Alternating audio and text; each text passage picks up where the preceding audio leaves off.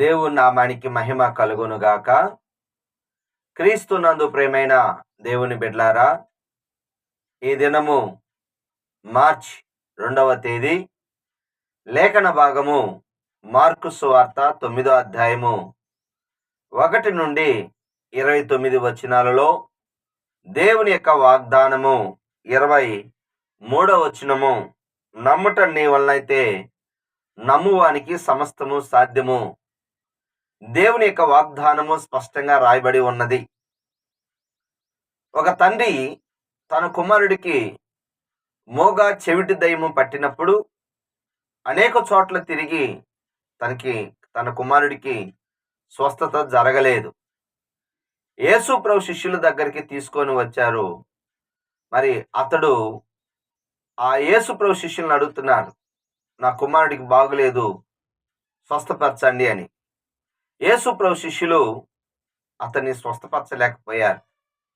అప్పుడు యేసు ప్రభు వారు వచ్చి, ఏమిటి ఈ విషయం అనగా, ఇదిగో ప్రభా, ఇతని యొక్క కుమారుడికి మోగా చెవిటి దయ్యం పట్టింది అని చెప్పినప్పుడు, వెంటనే ఆ తండ్రి 22వ వచనములో, మార్కు సువార్త 9వ అధ్యాయం 22వ వచనంలో యేసు ప్రభువుని కూడా అంటున్నాడు. ఏమంటున్నాడో తెలుసునా? నీ వలనైతే మాకు సహాయం చేయవలెను అని. అంటే యేసు ప్రభు శిష్యులు వెళ్ళగొట్టలేకపోయారు కదా, నీ వలన ఇద్దా అన్నారు.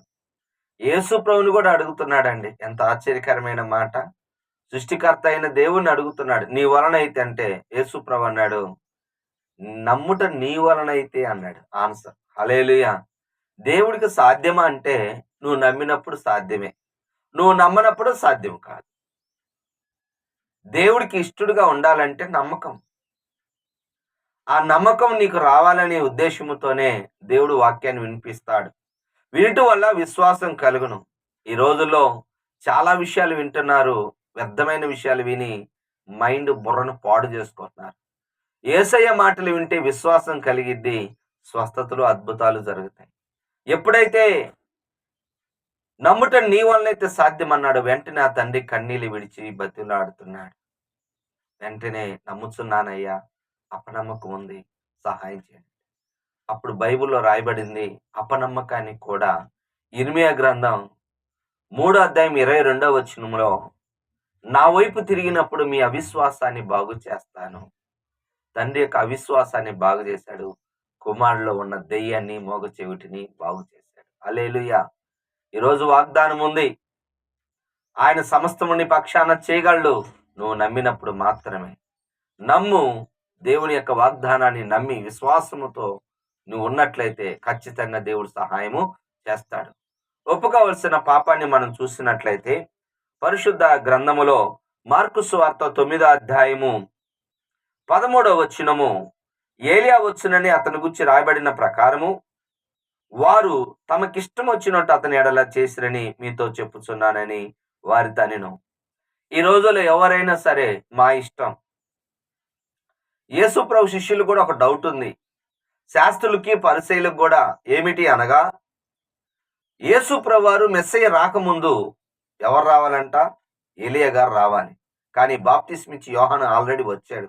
ఆయన గురించి యేసు ప్రభు చెప్పాడు, ఏలియా వచ్చాడు, కానీ ఆయన నమ్మలేదు. నమ్మి బాప్తిస్వం పొందండి, పాప క్షమాపణ పొందండి అని చెప్పినప్పుడు ఆయనని మరి గద్దించినప్పుడు హేరోదియా తల కొట్టించిందండి.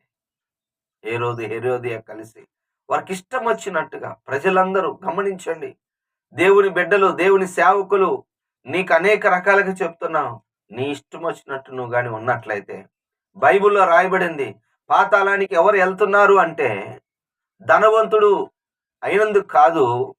లూకా సువార్త 16వ అధ్యాయం 25వ వచనములో, దరిద్రుడైన లాజరు జీవితకాలం అంతా కష్టపడ్డాడు, కానీ ధనవంతుడితో అబ్రహాము చెప్తున్న మాట ఏంటో తెలిసిన, నీవు నీ జీవితకాలం అంతా నీ ఇష్టం వచ్చినట్టు బ్రతుకుతున్నావు. నీ ఇష్టం అని అనుకుంటే, నీ జీవితం నీ ఇష్టం, అన్ని నా ఇష్టమే అనుకుంటే ఒకరోజు పాతాళాన్ని ఎదుర్కోవాలి. అక్కడ అగ్ని జ్వాలలో వేదనకరమైన పరిస్థితి ఉంది. జాగ్రత్త. నీ ఇష్టం వచ్చినట్టు నువ్వు జీవించటానికి కాదు, ఆయన ఇష్టానుసారంగా. యేసు ప్రభు శిష్యులు కూడా, మరి పేతురు, యోహాను, యాకోబు ఆ రూపాంతర కొండ మీద పై వచనంలో మనం చూసినట్లయితే రాయబడిన మాట ఏంటో తెలుసునా? యేసు ప్రభు యెరూషలేముకి వెళ్ళాలని సిద్ధపడ్డాడు. ఆ సమయంలో ఈ ముగ్గురు శిష్యులని రూపాంతర కొండ మీదకి తీసుకెళ్ళినప్పుడు మోషే, ఏలీయా కనపడ్డారు.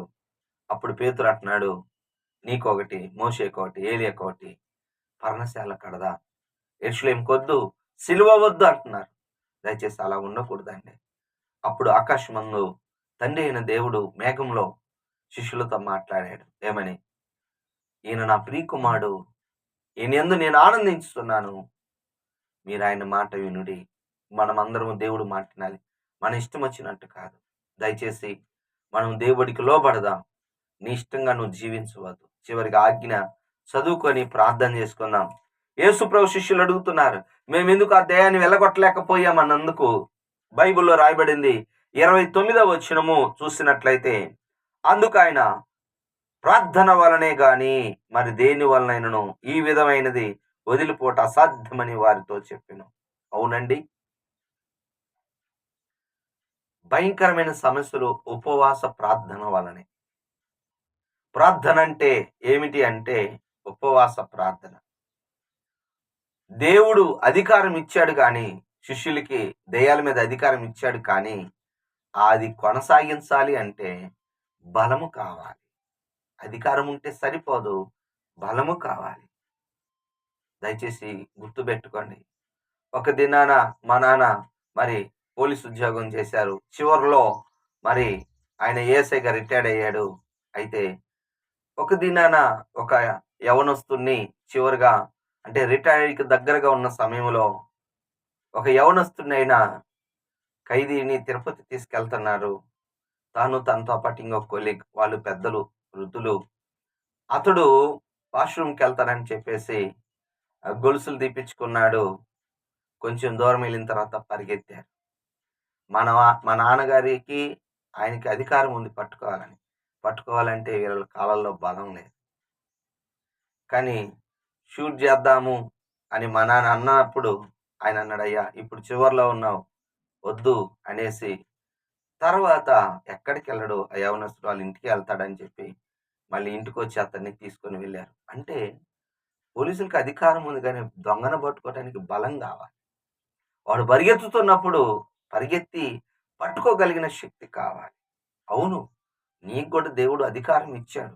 ఆయన సర్వాధికారి, నీకు అధికారం అనేది ప్రార్థన ద్వారా. చాలా మంది ఉపవాస ప్రార్థన అనేది తక్కువ చేస్తున్నారు. అమ్మా, ఉపవాస ప్రార్థన వల్లే అసాధ్యమైన సాధ్యం అవుతాయి. ఎస్తేరు గ్రంథంలో మొర్దెకై, ఎస్తేరు ఉపవాస ప్రార్థన ద్వారా తమ జాతిని కాపాడుకున్నారు. అవునండి, ఉపవాస ప్రార్థన ద్వారా గొప్ప కార్యాలు జరుగుతాయి.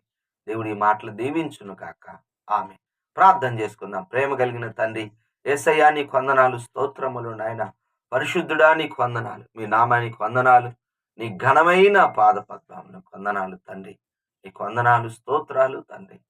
ఈ దినము నాయన నమ్ముట నీ వల్లైతే నమ్మవానికి సాధ్యమని చెప్పావు నాయన. మా ఇష్టం వచ్చినట్టుగా మేము జీవించకూడదు, నీకు ఇష్టం వచ్చినట్టుగా మేము జీవించాలి, నీ మాటకు లోబడాలి. తరచుగా మేము ఉపవాస ప్రార్థనలు చేయుటకు కృప చూపించమని ఈ దినం వీక్షిస్తున్న బిడ్డలందరినీ దీవించి ఆశీర్వదించమని యేసు నామములో ప్రార్థిస్తున్నాను తండ్రి. ఆమేన్. తండ్రి యొక్క ప్రేమ, కుమారుని యొక్క కృప, పరిశుద్ధాత్మ యొక్క అన్యోన్య సహవాసం సదాకాలం మనందరికి తోడుగా ఉండును గాక. ఆమేన్. హల్లెలూయా. దేవుడు మిమ్మల్ని దీవించును గాక. ఆమేన్.